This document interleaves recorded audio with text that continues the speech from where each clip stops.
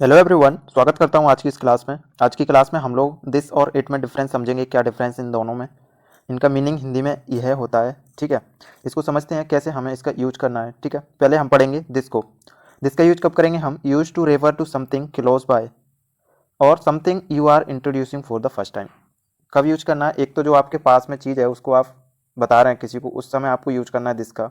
और दूसरा चीज़ क्या ध्यान में रखना है, जब आप किसी चीज़ को पहली बार इंट्रोड्यूस करा रहे हो तो आपको उसको दिस के यूज करके आपको उसको इंट्रोड्यूस कराना है। ठीक है, हम इसको आगे देखते हैं,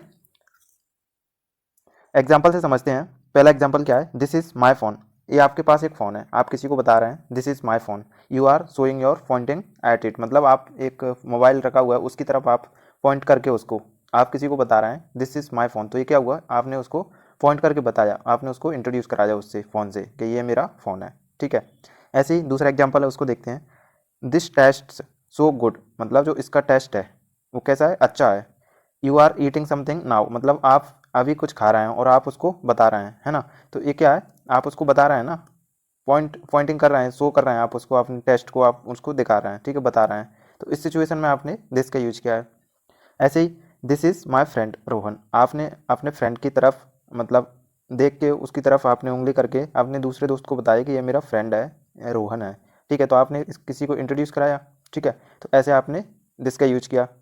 अब इट को देखते हैं, इट को यूज हम कैसे करेंगे।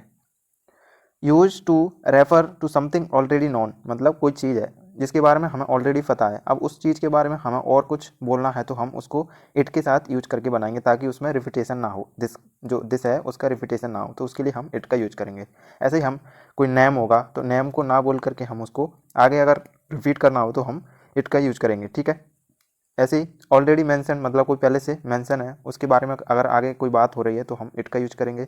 और नॉट नियर यू, मतलब जो आपके पास में नहीं है उसके लिए आप इट का यूज करेंगे। दिस का यूज कब करते हैं? जब वो हमारे पास में चीज़ हो और उसको हम किसी को बता रहे हैं उसके बारे में। ठीक है, तो ऐसे हमें दिस का यूज करना है। और इट का करेंगे जो हमारे पास में ना हो, दूर हो, है ना, और ऑलरेडी मैंसन हो पहले से, और या तो उसके बारे में हमें ऑलरेडी पता हो, तो उस सिचुएशन में हमें किसका यूज करना है? इट का यूज करना है। चलिए इसको एग्जाम्पल से समझते हैं। I bought a new phone, it is very expensive. अब इसमें क्या है? I bought a new phone, आपने एक नया फ़ोन खरीदा। अगर उसी फ़ोन के बारे में मैं आगे कुछ बोलना चाह रहा हूँ तो मैं उसके लिए क्या यूज किया? यहाँ पर इट का यूज किया है। ठीक है, जैसे मैंने यहाँ पर क्या यूज किया है? इट। अब मैं इसकी जगह न्यू फ़ोन की जगह किसका यूज कर रहा हूँ? यहाँ पर ये प्रोनाउन इट का यूज कर रहा हूँ, क्योंकि मैं ऐसे बोलूँगा इसको, I bought a new phone, new phone is very expensive. अब फिर से न्यू फ़ोन रिपीट ना हो, यहाँ पे मैं किसके बारे में बात कर रहा हूँ? ये रिलेटिव प्रोनाउन हुआ ना फ़ोन के लिए। I bought a new phone, it is very expensive, मतलब ये फ़ोन महंगा है ना, बहुत महंगा है। तो मैं यह किसके लिए यूज किया? इस फ़ोन के लिए यूज किया। इस न्यू फ़ोन को फिर से यहाँ पर रिपीट ना हो, इस सिचुएशन को हटाने के लिए या फिर इसे अवॉइड करने के लिए हमने इट का यूज किया है। ठीक है, जो बार बार रिपीटेशन ना हो नाम की, यहाँ पर कोई नाम भी हो सकता है, तो ऐसे हमने यहाँ पर मोबाइल है।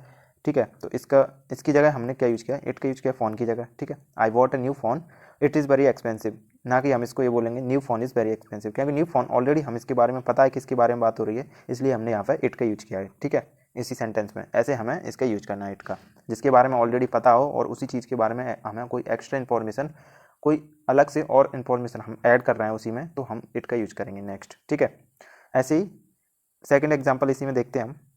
लुक एट द स्काई, आपने बोला स्काई यानी बादल, बादलों की तरफ देखो, है ना। इट इज़ सो ब्यूटीफुल, अब ये किसके बारे में हो रही है? इट किसके लिए यूज़ किया है हमने? यहाँ पर स्काई के लिए यूज़ किया है ना। लुक एट द स्काई, मतलब स्काई की तरफ देखो। इट इज़ सो ब्यूटीफुल, मतलब ये बहुत ही अच्छे हैं, सुंदर हैं, है ना। तो आपने किसकी तरफ पॉइंट किया? स्काई की तरफ किया, है ना। किसके बारे में बात हो रही है? स्काई के बारे में बात हो रही है। तो अब ये रिलेटिव प्रोनाउन इट किसके लिए यूज किया हमने? स्काई के लिए यूज किया यहाँ पर, तो इट इज़ सो ब्यूटीफुल। ऐसे आपको यूज करना है, मतलब जो ऑलरेडी पता हो या फिर ऑलरेडी इस चीज़ के बारे में हम चर्चा कर चुके हैं, उसको मेंशन कर चुके हैं ऑलरेडी, तो उस सिचुएशन में आपको किसका यूज करना है? इट का यूज करना है। नेक्स्ट है, इसी में एग्जांपल देखते हैं। माई डॉग इज स्लीपिंग, अब इसमें क्या है? डॉग के बारे में बात हो रही है। माई डॉग इज स्लीपिंग, मेरा डॉग है, कुत्ता है, वो क्या है? सो रहा है ना। डोंट बेक इट अप, मतलब ये इट किसके लिए यूज किया है हमने? ये कुत्ते के लिए यूज किया है ना। इट मतलब ये कुत्ते के लिए हमने यहाँ पे इट का यूज किया है, मतलब ये डॉग की बात है। Don't wake up it up, है ना, तो ऐसे आपने इसका यूज करना है। ठीक है, don't wake it up, my dog is sleeping, तो ये डॉग के लिए हमने यहाँ पे रिलेटिव प्रोनाउन इट का यूज किया है। ठीक है, आपने दोनों में क्या डिफरेंस देखा? जो दिस है, दिस का यूज कब करते हैं? या तो जो पास की वस्तु है उसको आप इंट्रोड्यूस करा रहे हैं कि this is my phone, this is my pen, this is my book, इस तरह से कुछ भी हो सकता है। ठीक है, और इट का यूज कब करते हैं हम?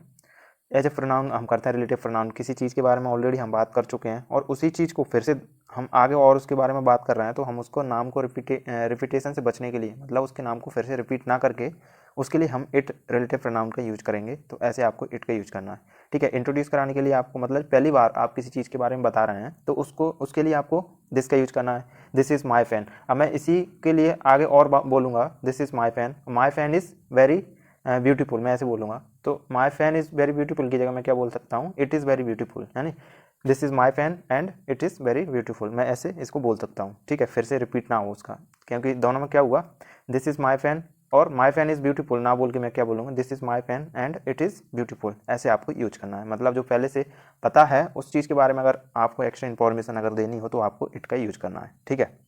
तो ऐसे आपने दोनों में डिफरेंसेस देखा, ठीक है। आज की क्लास में इतना ही।